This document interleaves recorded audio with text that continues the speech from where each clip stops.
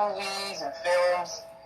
And I think that some of these films kind of inspired us to like talk about some different things. Join us momentarily concerning our people. On so our other station that we're on, Wcvg. So London, Late Night with London. What did you want to start us off with? Well, I don't know. I just was watching some of the movies and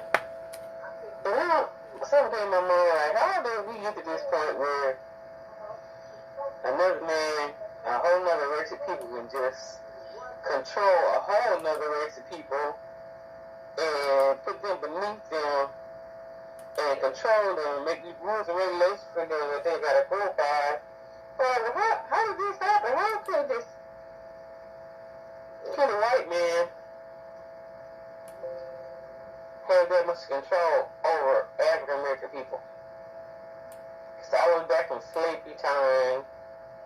Then I started thinking about it, and some of the historical sayings were that some of it, I mean, there's no excuse for this, but some of us sold us out. This is what I heard, you know. I'm going to do some more research on it, but I heard this on more than one occasion that places in Africa or wherever we originated, that we were, you know, even then the tribes, all of the African tribes had differences. Just like, you know, it's like you see now, Asia, different parts of Asia have differences between each other, and they're not with each other on everything. Right. So same thing with the Africans, tribes, but, you know, my imagination was going like, how did we get so far deep down the rabbit hole? How did it start to be? Yeah, I thought about it. Something I saw in there too. It said, and it's like I saw it on a movie. I'm trying to think which movie that was. And the Australians came, and they came. A few Australians. True story. A few Australians was in Africa, and they took over Africa, controlled Africa. And what they did is they said, you know, I can't do verbatim, but they were saying that they didn't just come in and start fighting and say, I'm going to control you. They came in with a plan to divide the people against each other and cause segregation between all the African American people that they want to control. So I think that's the most true now. So they didn't go in on saying like probably I'm saying like we will control your country. You know, they know that people they're gonna get rid of you before you even just in there good. Exactly. So they came in with an ulterior motive and a plan to divide the same everybody the same culture, divide them, separate them, cause confusions, and I think that sounds like that's where that weak link is, because you know power is in number. But if people start to fall apart and dividing, then the enemy can come in and kind of use his strength to take over. And also, so I said, wow, that's pretty deep and heavy right there. So that's all these people, they creep into places that they want, they come in, they have a plan that they devise, and cause confusion and division, and separation, which causes weakness. And then they come in and start taking things over, making plans, making rules, regulations, and then even use the power thing, force, physical fighting and abuse and all that. Once they get their hold on you. And so the other, I feel like they must have had something that we wanted, or something that we just thought was so special that we had to, for some reason, follow their lead or something like that. Cause I feel like they had to have something, because how could they just come in? I feel like they may have come in and said, well, this is a better way to do this, or something like that. I don't know. And they may have had something that we wanted as well to kind of entice us. I would say that's ultimately what they did. They came first. They wanted what we had. They wanted the country. They wanted the goods. They wanted the treasures. They wanted the gold. They wanted the diamonds. They wanted the oil. They wanted anything the country was thriving, wants to be such a powerful country. But all all the time. It's like a con man come in there and just say things to you and get your attention like that and throw you out. But also, there's another part to this, is from what I heard in history. I think I even read it a while back, how even the people that was controlling their country of us, our forefathers, we're descendants of those people, they sold us. They sold us to the white man. That's how initially we got on the boat. We did get sold. We got sold out, but we got sold out by our own kind. But they were the upper echelon of us, and then there was us that was still kind of like, you know, was slaves at the bottom. Slaves for your own people. Sold them out. Sold us out. And so that connection right there, like so then I'm going, we sold us out. That's a part of history. It was probably power and money. If they thought they was going to get power, money, influence, and gain, so they kind of sold. Wow, it's because you making me think like we kind of did this to ourselves. And then now I wonder if they know that they trained us. Like, you know, if you go to the African Museum, like Charlotte's African American Museum, I think y'all said you had been there. Yeah. And you saw, you know, it's so deep. When anybody goes on, you can still feel the actual spirit of it all. How they had people in shackles. Yeah, it was that one part where they were in that ship where the slaves, I think it was called the Mayflower, and they showed, like, models, like images of people, like they had like models of all the black people, how tight they were cramped inside of there. You got to walk through there, and they had the sound effects of people moaning and crying, and it was just really deep. So what you think it was like, okay, we're going to sell our people, we're gonna be benefited, become greater, become more, so we're going to sell our people out. Do you think that they knew what they were going to sell? Did they think they were going to kill them? They was going to castrate them, they was going to beat them, they was going to treat them less than human, less than animals. Treat them worse than even animals. Did we know that was going to happen, or did we care? My thing is, I look back all the way back to this beginning of things, because you go like, how did we get control? How did we get that much control till today, to this present time? These people, the descendants of those white people that got a hold of us, our people, still feel today like they should have some type of hold on us. Right. And they feel like they can shoot you, kill you, and do whatever they want to because you're not worth it, and you're not taking my power. I'm more powerful than you, and I'm white, and you're not. And then now then we look at the other side, because you know what they say about us, black on black crime. Okay, so to me, there's no excuse. You can't say, you know, okay, well, y'all be killing each other up. Does that give you a right to come and kill us? And something else I saw. I want to say it's something else I saw in the movie. This is Black History Month. And when you think about it, you know, we go to the store, we shop, and all these different foreigners come in. Where do they set up? They set up right in the black neighborhood. Right in the black neighborhood, where even black African Americans have a struggle because of discrimination and whatever other things. It's not that we're not gifted, we're not talented. There's a lot of gifted, talented, and skilled intellectual African Americans, and there's some that have made it. But you know, when people want to start a business, if you're walking into a bank, they make it hard for you. I knew of a business that used to be right over here on the other side of Detroit, right in Redford. It's called Helena Specialty Markets. But at that time, Irene, you probably was just a young teenager, if you was a teenager yet. And you know, I've been doing this television promotions and all this kind of thing for a long time. I'm so proud of her. African American woman, had a beautiful store. It's the cleanest store I've ever seen in my life. I've never seen a clean, kept, polished store like that anywhere from anybody since her. But her struggle was, she would say, because she was black, when she went to go to get to to the state to apply your license for the lottery. They wouldn't give it to her. When she went to go to get license for liquor license, they wouldn't give it to her. They allow her to get beer and wine, and they let her do the scratch. And she can have cigarettes. But they know that businesses thrive off the lottery machine.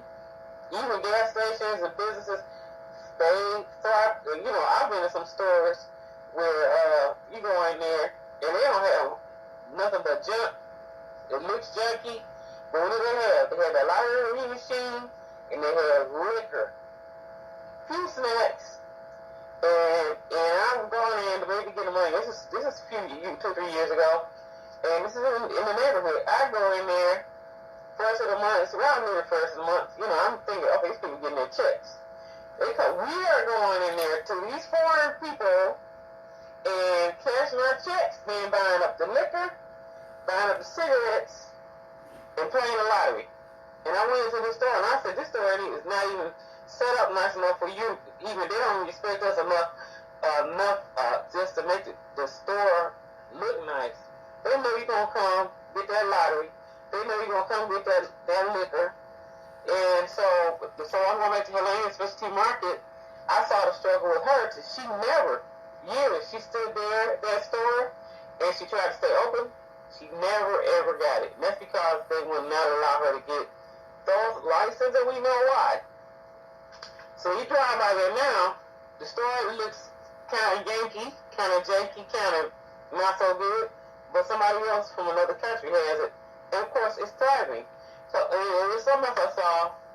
I can't think of the name of that movie where where two white couple had a child, and the child looked black. Was it called Freedom? I'm trying to think of the name of it. It's called Scared, the one with the child looked black. You can hear the entirety of the conversation in full by going to cbiztvonline.com. Go anytime to cbiztvonline.com to hear the full conversation. Thank you for tuning in to Late Night with London. If you'd like to contact London, you can give her a call at 248-7010885. That's 248-7010885. Or email her at londendors@gmail.com. That's LONDENDORIS@gmail.com. The more you listen, And this is a station that we're on, another station that we're on, WCVG. We have a show that we've been doing for a few years. And as you can see, we're talking about the situation about African Americans and how far it goes back in slavery and all that kind of thing. So, what I want to talk about now, because I did mention that the some of the history of slavery, on how even though the white man did get the African American and took them right into slavery, or they were already slaves. And I want to read that because I did mention that our ancestors took part in selling their own people into slavery. I'm gonna read this. It says "Legacies of Slavery," and I just wanted to kind of solidify that, because people may say, "Well, I've never heard of that before." 400 years ago that. But I did hear about this some time ago, but I want to read it to you. And you can go online, you can Google it. It says, but the American side of the story is not the only one. Africans are now also reckoning with their own complicated legacy in the slave trade and the infamous Middle Passage. Often it looks different from across Atlanta. Now, we're not saying there's any excuse for what the slave drivers did to the African Americans, but it's just going all the way back to the situation to see who else had a hand in it. How did they get our ancestors, us, and bring us over on the boat? So it says the records from the transatlantic slave trade based based in, let me go back. Okay, it says the records from the transatlantic slave trade base directed by historian David Eltis. Pause. I'm read that again. It says records from the transatlantic slave trade database directed by the historian David Eltis.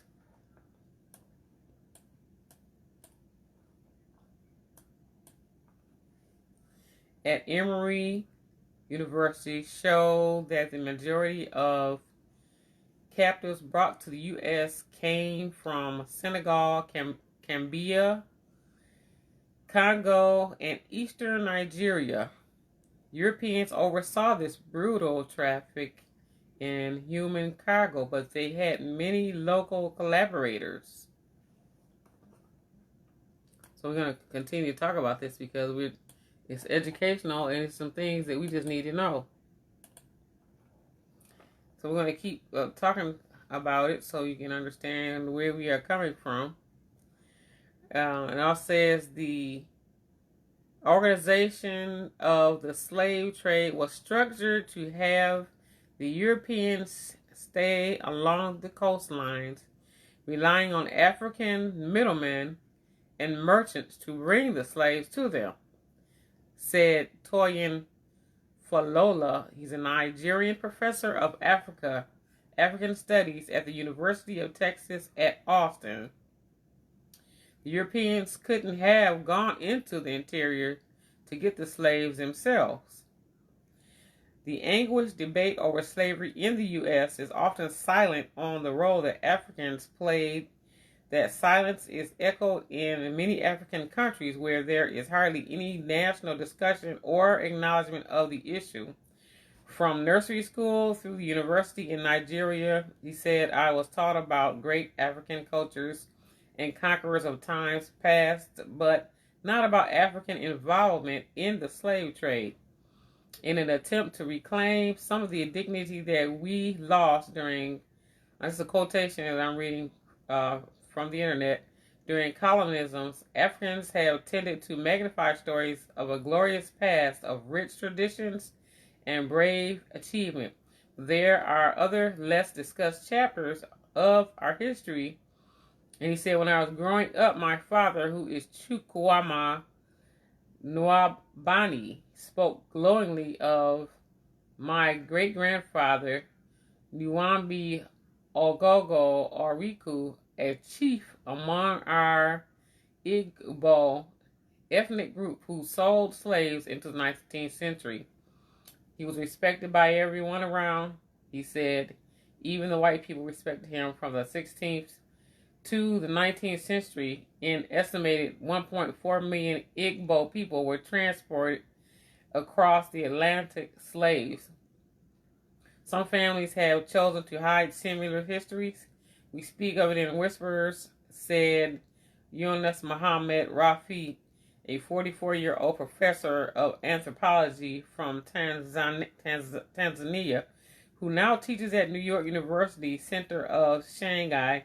In the 19th century, Mr. Rafiq's great-great-great-grandfather, Rukur from Sagaju ethnic group, raided villages in Tanzania's hinterland, sold the majority of his captives to the Arab merchants who supplied Europeans and kept the rest as laborers on his own coconut plantations. Although Mr. Rafiq's relatives speak of Moruker with pride, they expunged his name from the family documents sometimes in the 1960s, shortly after Tanzania gained independence from the British colonial rule, when it was especially sensitive to remind Africans of their role in enslaving one another.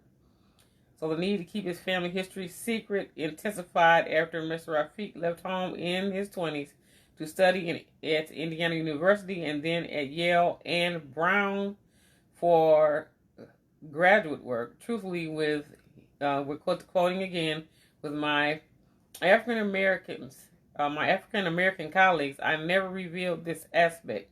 He said, because of the crimes, the pain, the humiliation that I saw them suffer in the United States, I thought talking about this legacy of Africans selling themselves is just piling another wound in a body that is already very shot through, fractured, broken down by other things. He decided instead to highlight the beauty of Tanzanian music, architecture,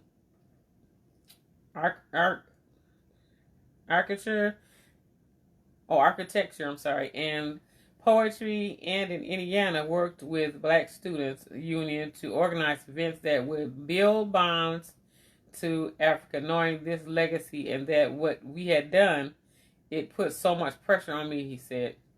So I just want to read that. You can go read about that yourself.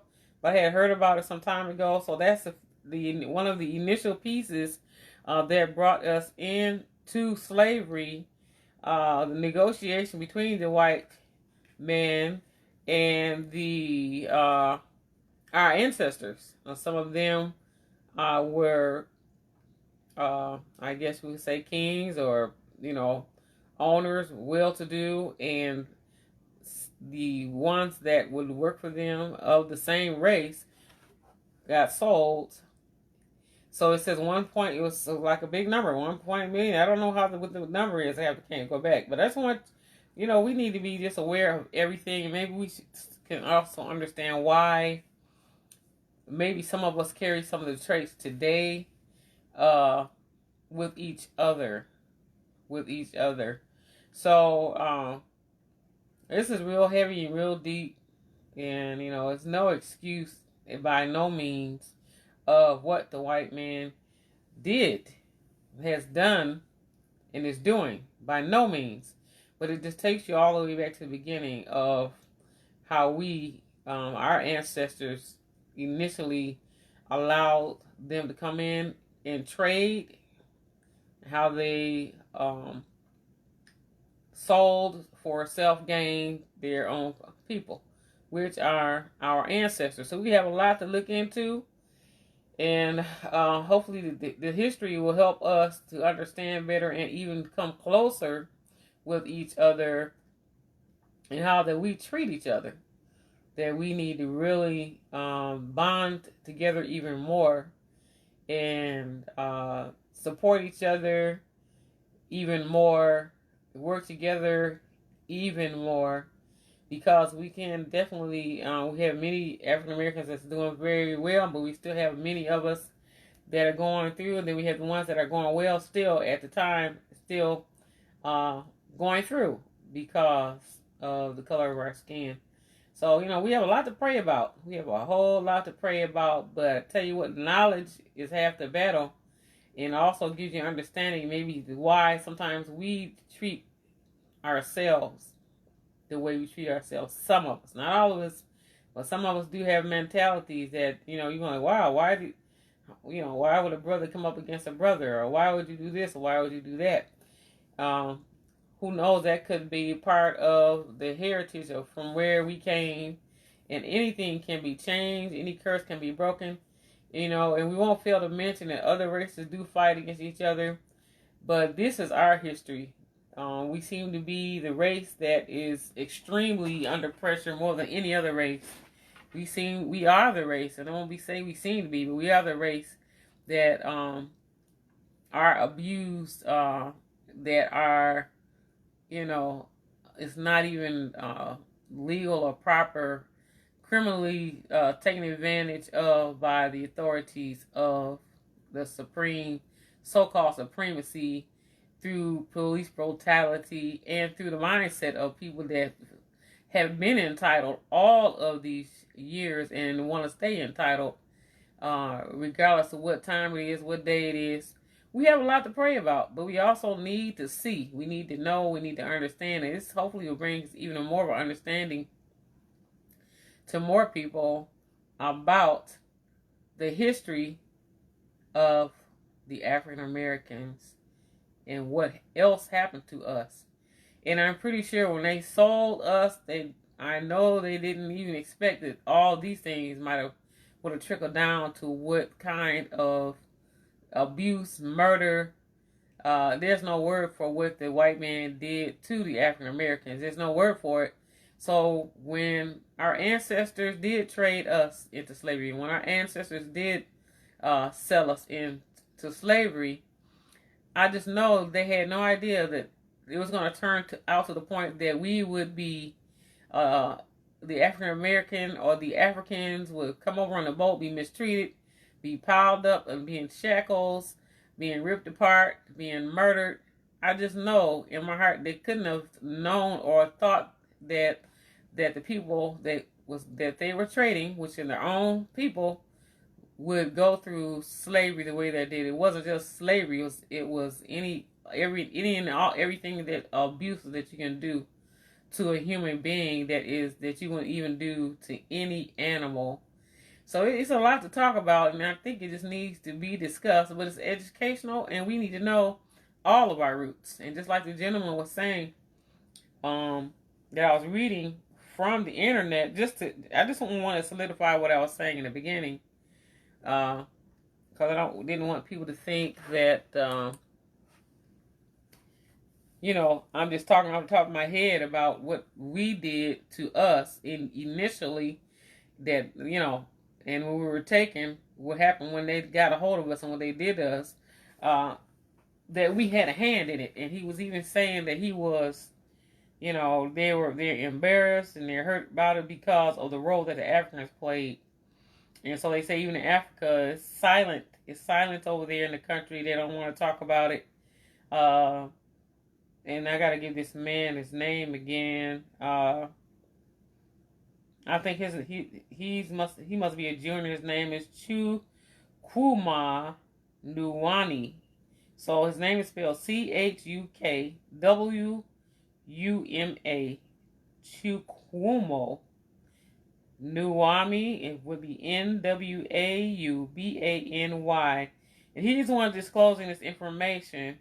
What happened between the 16th century and the 19th century, how his forefathers, great-great-great-grandfathers, Ogogo, Oriku, a chief among our Igbo, and I'm just reading what he's saying, ethnic group who sold slaves into the 19th century. And so he said they're grappling with this right now to see how that they allowed this to happen, unbeknownst to them that what would be done to their people by the white man. So this is some deep information. It's really tough. It's called the Middle Passage.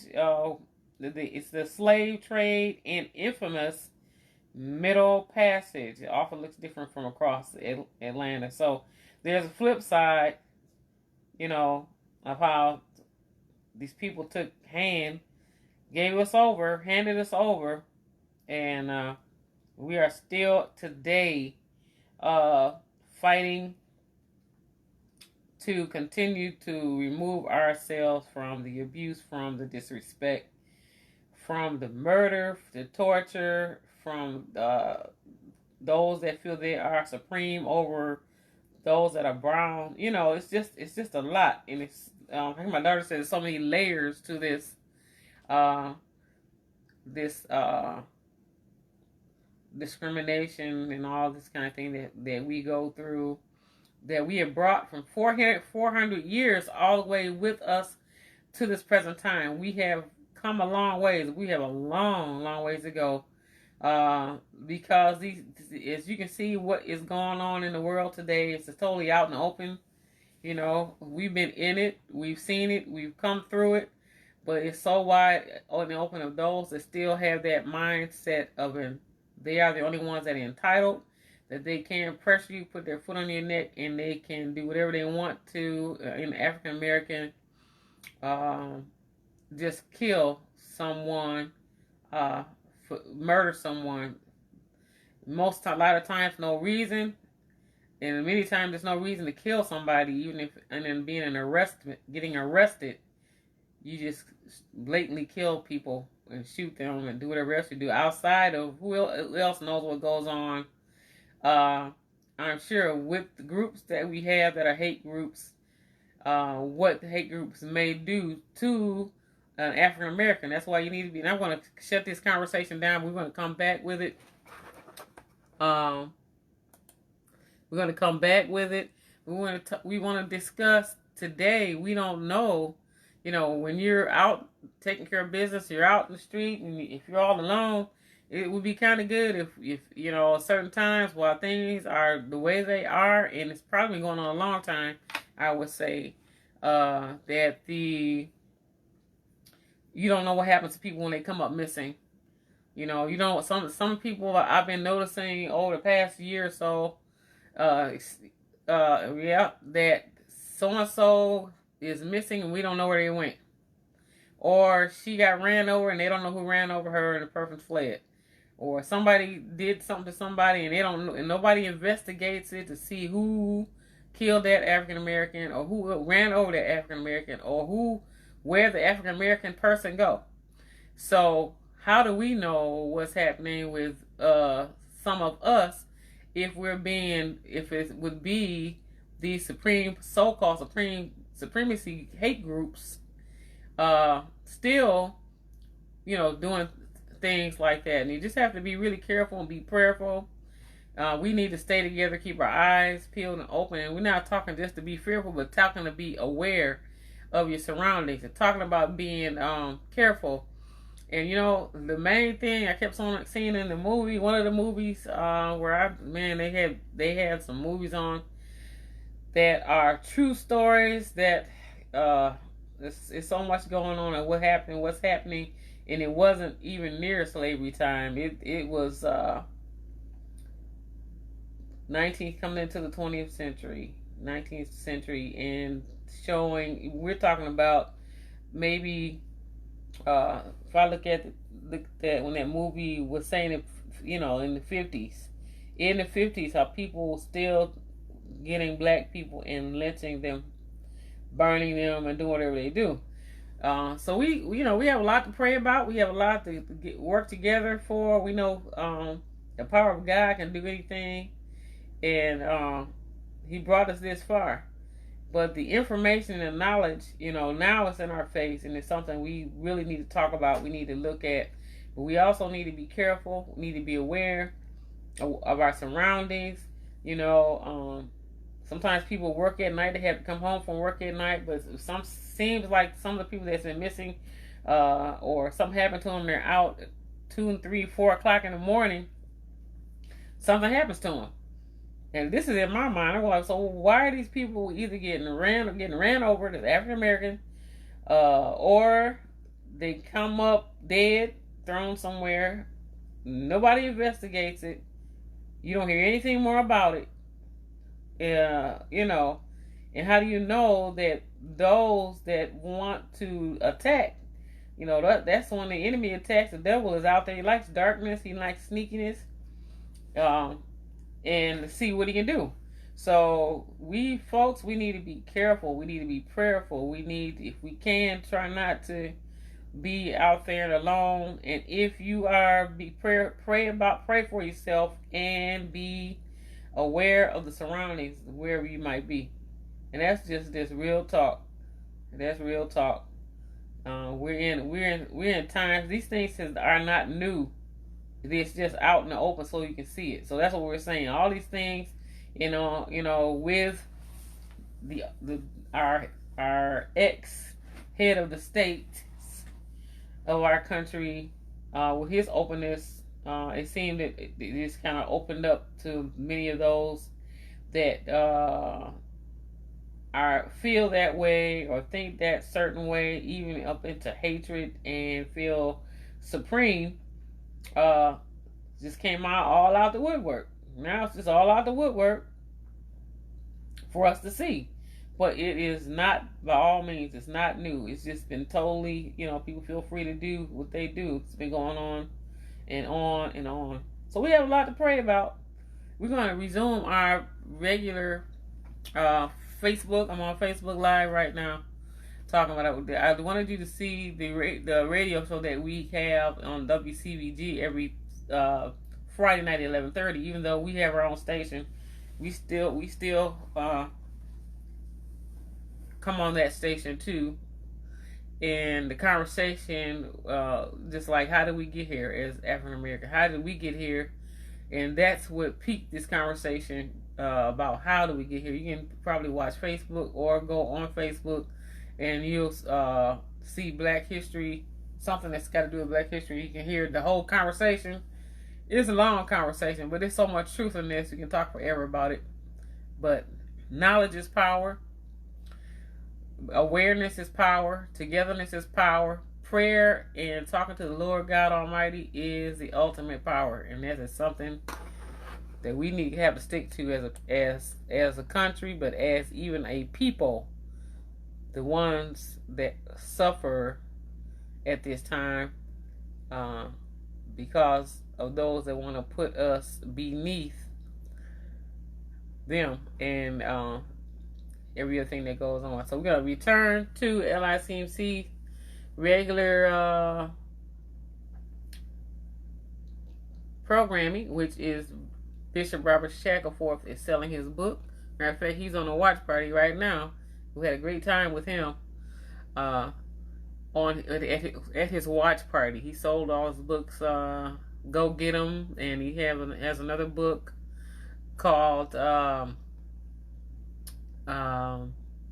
Eating Your Way to Heaven. So God bless him and his endeavor. Let's continue to support him. If you listen to it, you'll hear it again tonight on LICMC.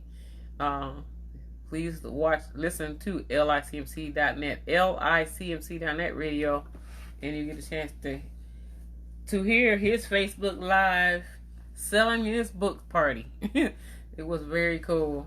So be blessed, be encouraged, folks. This conversation is not to be downtrodden anybody, but to open up the mind so we can see, so that we know. We need to know. We need to know. We need to understand. The more we know, wisdom and knowledge and understanding, the Bible says that. Above all, get understanding, but have wisdom and knowledge. In other words, things that are swept under the rug, that we're not sweeping up under the rug, what other people are.